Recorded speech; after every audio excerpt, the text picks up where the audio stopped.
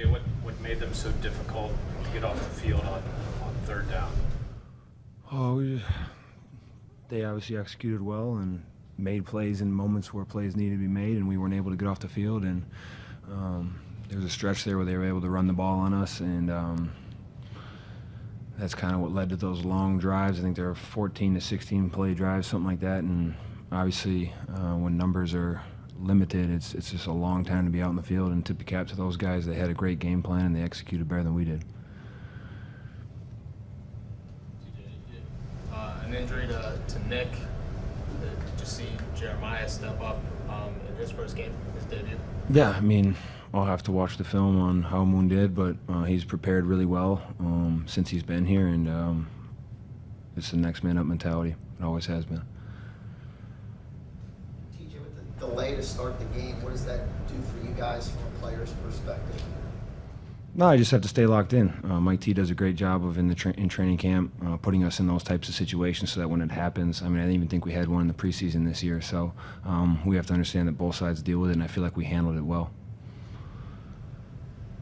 TJ, end of the game, that ball's on the ground. Did you feel like you guys had a chance to get that fumble? Is that one of those plays that you look back on? Mike was saying games are decided by inches. Is that? Yeah, it's these games in the NFL are so close. It could be one play here or there, but obviously there's a collection of work, a whole body of work that we're gonna have to go back and look at, and it didn't come down to just one play tonight. Anything else? You got to 100 sacks, and your brother was running around about getting to the club and buying him a new car. I know it's awkward, but how do you expect your brother to react about your milestone? I don't know. I look forward to talking to him at some point this week, but like I said all along, especially this year, it's not about individual accolades. It's all about wanting to win, and tonight we didn't do enough to get it done. That being said, back-to-back losses. What's the message to the team? I mean, it's still early in the season. Well, we just need to get back to work.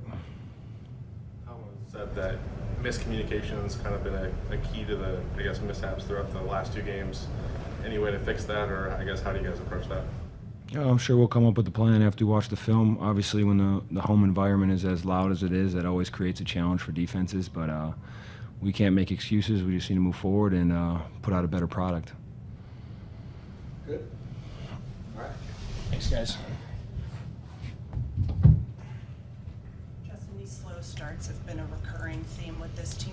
What do you think it is that's holding you guys back, and how frustrating is it that it is something that's popping up week after week? I mean, yeah, it's definitely frustrating, but it's just ourselves, to be honest with you. What are the issues stemming that you guys see on third down as far as, execution or opportunities? Is it kind of different things, or is there a central thing that you guys aren't pulling together in those moments?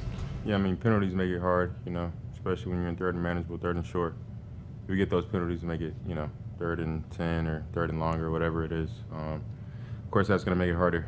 And yeah, I mean, that's it. There was one third down where O-line protected well. I got the snap and the ball was wet. Kyle was over the middle, so I mean, that's on nobody but me at the end of the day. So yeah, I mean, but I think the recurring thing is, just shooting ourselves in the foot, penalties, false starts, and stuff like that, and it just comes down to execution. So yeah. Justin, why was it difficult to get George more involved in the offense? You said why was it more difficult? You guys get him more involved.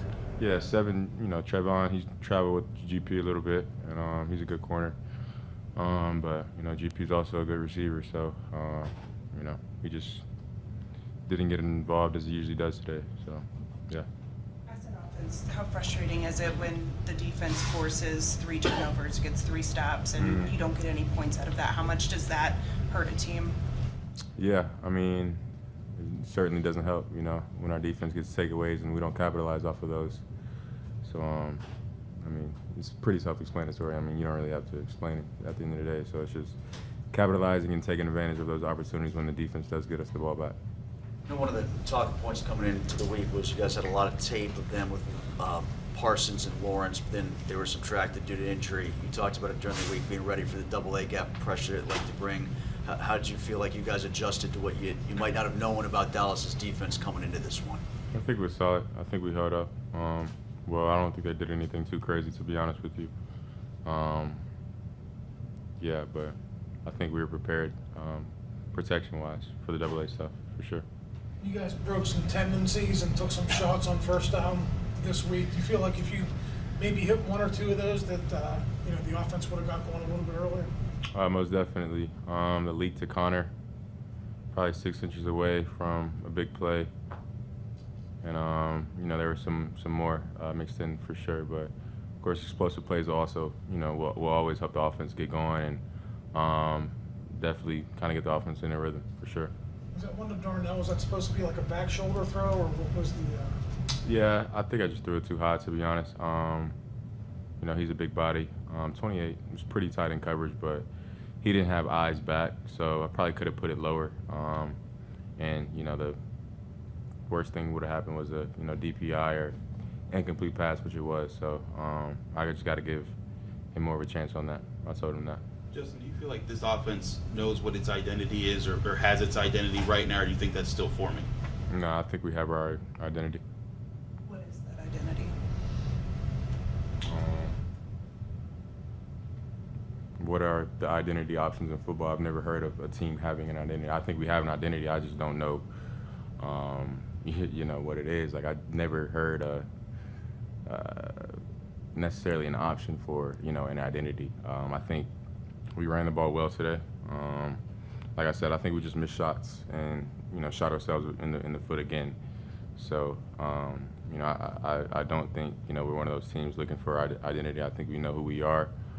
We're a team that, predicates on, running the football and staying on schedule on first and second down and then executing on third down, but we just didn't, get the job done. So I don't know the word to, necessarily label the identity, but those are some, intangibles and characteristics of, who we are as an offense.